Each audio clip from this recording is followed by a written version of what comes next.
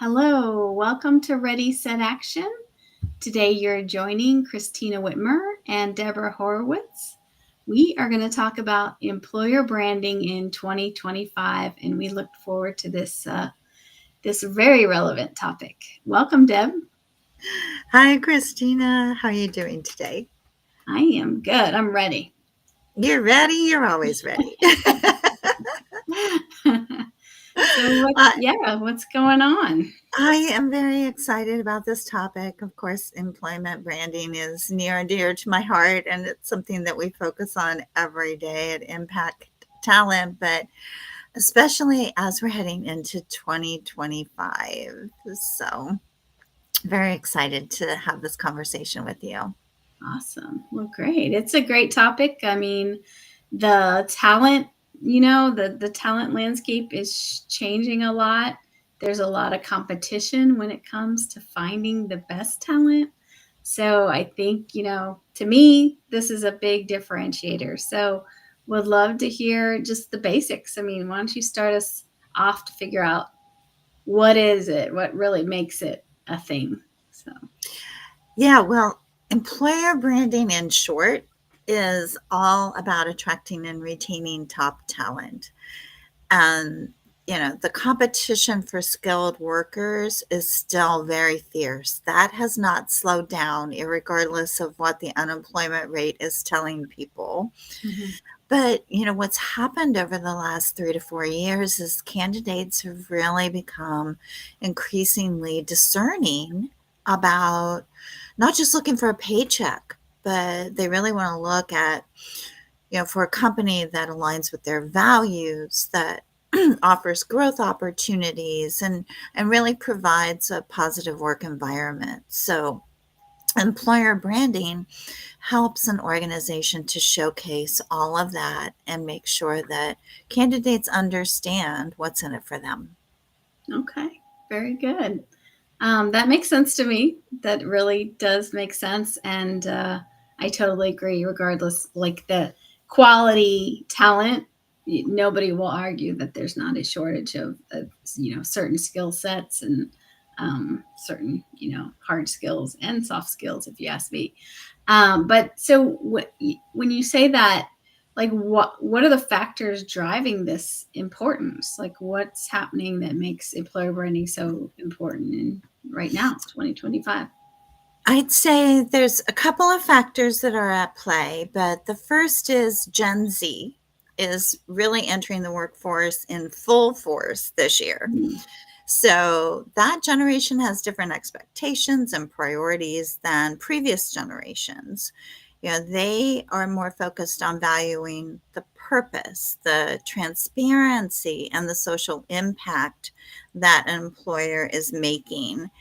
And so if you are attracting that type of talent in 2025, then you really need to align your employer brand message with what, and allow it to resonate with those values that Gen Z is seeking.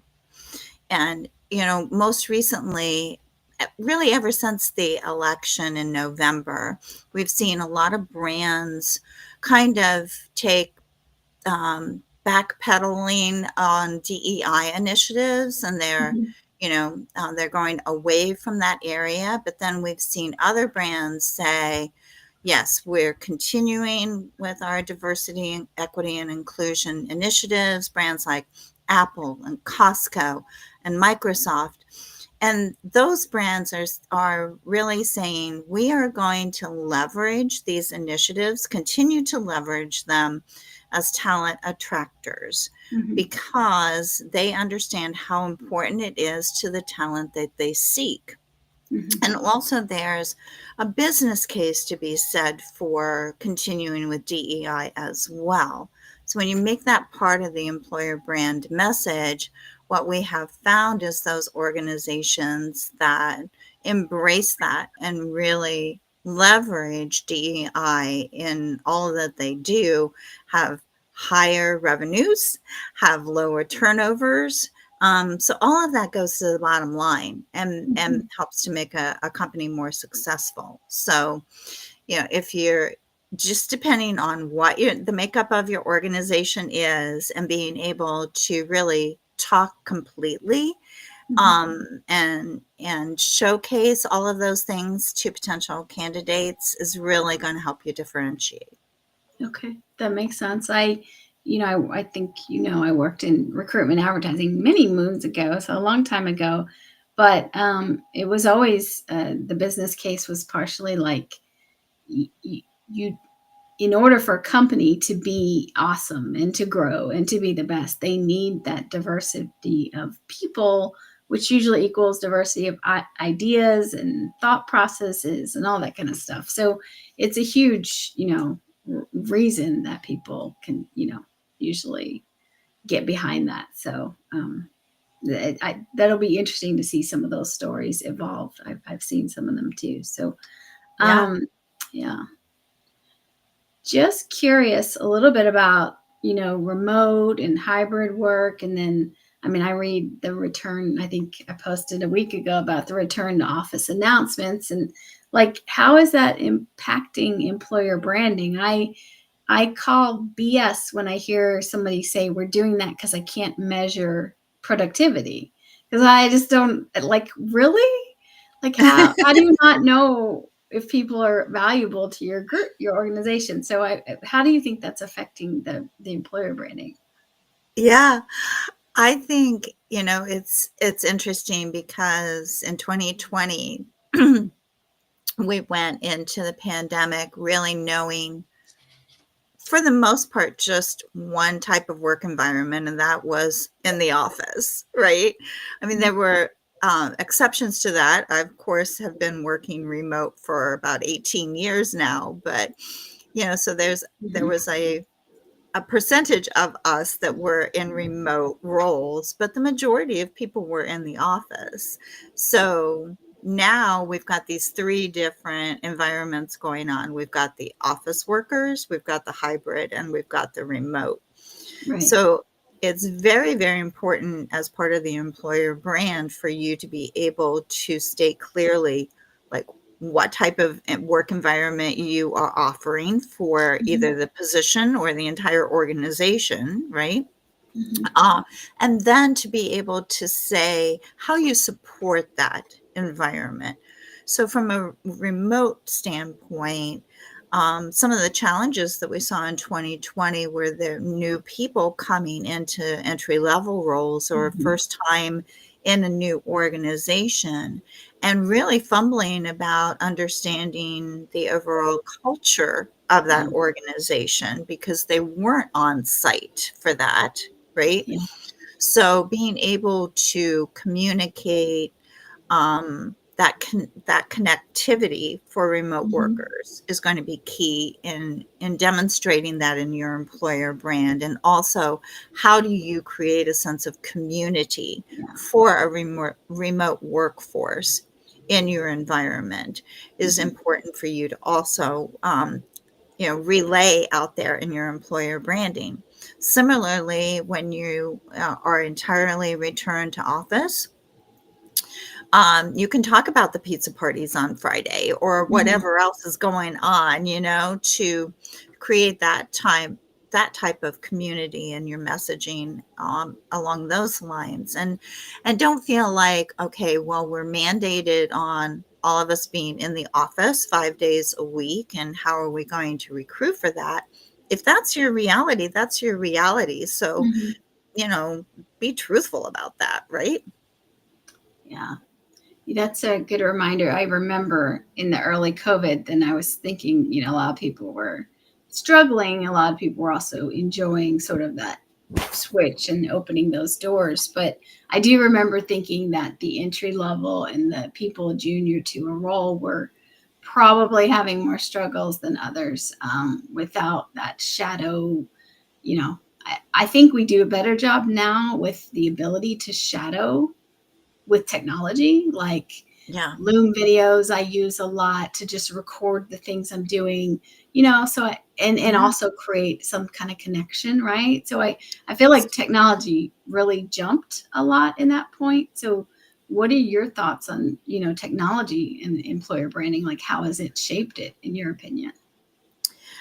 You know, it really has transformed how we build and communicate the employer brand, because we've had social media, online reviews, the employer review sites like Glassdoor. There are other things that are coming onto the market like Blue Sky and Reddit and things of that nature. So companies are really needing to actively manage that online presence and really engage with candidates across all of those multiple channels.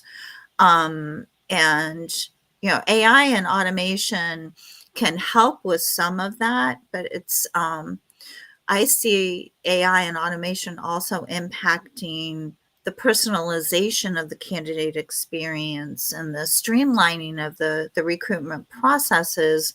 So it's kind of making, taking those hurdles out of the way of candidates to really get the information that they need in a timely fashion and make an informed decision about whether or not they want to work for that organization. Yeah, that makes sense. So I guess, as you look at all of that, I mean, I'd love to hear your thoughts on maybe some of the key strategies you think that the organizations should focus on. If they're maybe they don't know that this is a need, but maybe they do know there's some issues here. What are some strategies you think they should focus on? Yeah, I think that the top one, of course, is authenticity. Candidates can spot BS a mile away. We all can, right? So being genuine and really reflecting on what your company's unique culture is, the values are, is going to be so important. And please do not try to be something that you are not or misrepresent yourself in any way. It I know that you're trying to get good candidates in the door, but you don't want them turning around and walking back out in Right. 5 days or 5 minutes. You want to attract the ones that are going to feel like they fit in, and they're going to give their all to the organization. Yeah. Because I would say anybody that feels like they had a bait and switch thing, they're going to be more frustrated, more likely to, talk bad about the experience and things like that. So I 100. Absolutely. And of course, negative feedback is shared so much faster Yes. and, and amplified so much more than positive feedback. So yeah. Yes. I guess we should have known social media was doomed at some point. Yeah. So yes, that's authenticity top of the list. I like that. What about like employee advocacy, or what do you Uh, think about that? yeah, that is so incredibly powerful, right? Your employees are your best brand ambassadors. Forget about the influencers, Mhm. right? These brand ambassadors that are your employees are worth their weight in gold, because they're their organic content that they create, if you allow them, and please allow them to share their experiences of working for you on social media or in other ways, like videotape them and put that up on your career site, or use that as links in your outbound messaging to potential candidates. But really leverage that, because that type of content is so much more credible Mhm. than anything that your company can say about itself, or produce in a corporate video kind of thing. Nobody's buying into those corporate videos, so just stop Mhm. spending thousands of dollars on those, Mhm. and let it look real, let it look authentic. Mhm. Sounds good. Um, so what about measuring? It's tough. Any branding is tough often, but what about measuring the effectiveness of employer branding efforts? It's hard, right? It's like one of those, dotted types of things where you can't really draw necessarily the straight line that the CFO wants to see, but there are things, key metrics that are pretty essential that we look at with our clients, and that's application rates, time to hire. Are we turning them, are we converting them faster into, into the pipeline and getting them hired? And then retention. Because if we're doing a good job with the employer brand message, we're recruiting the right types of talent into the organization and they're staying longer.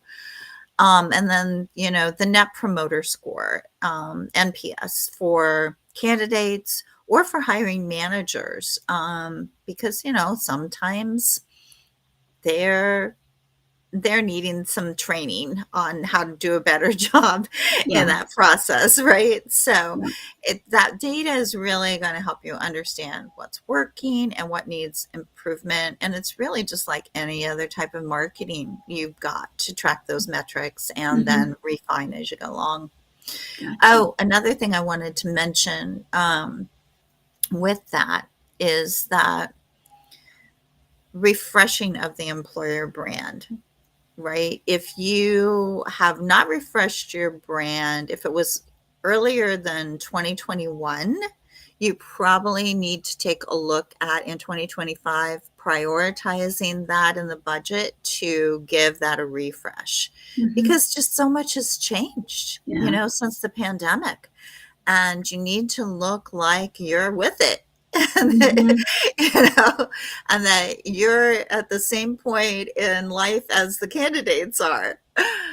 So it's really, really critical that you take a look at that and prioritize that in the budget for 2025.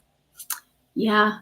It's funny. That makes sense to me. I feel like as much as I knew about this topic in some ways, I don't think I've ever really specifically told somebody that it's time to check this out. It's time to look at it because look at all of the shifts in your audience, like in your, the employee base. Like that's smart. I think it's something that needs to be looked at more frequently than certainly what it is. So. Yes. And Yeah. 3 years, is usually a good time. And Mhm. then, maybe every 5 years, really consider uh, replacing your employer brand. Yeah. Yeah. Yeah. Yeah. So, why not any sort of final words? Like, why don't you give me the to-do list? What do I have to do? So, Well, we did talk about a lot today, but yes, yes. I think the key things are so understanding the expectations of the workforce. We talked specifically about Gen Z, but there are other aspects of it to consider too. If you've got some if you're heavily loaded with workforce that are in their 40s and 50s, those are in that sandwich generation, right, where they're juggling kids and maybe parents that they have to take care of. So Right. think about, what are those changing expectations for them? Adapting to the 3 different work environments that we have now with remote, hybrid, and return to office. And how are you, promoting that in your employer brand?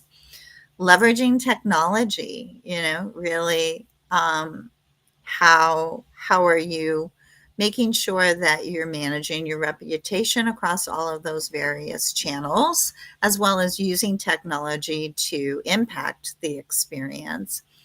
Focusing on authenticity and transparency throughout everything that's part of the brand.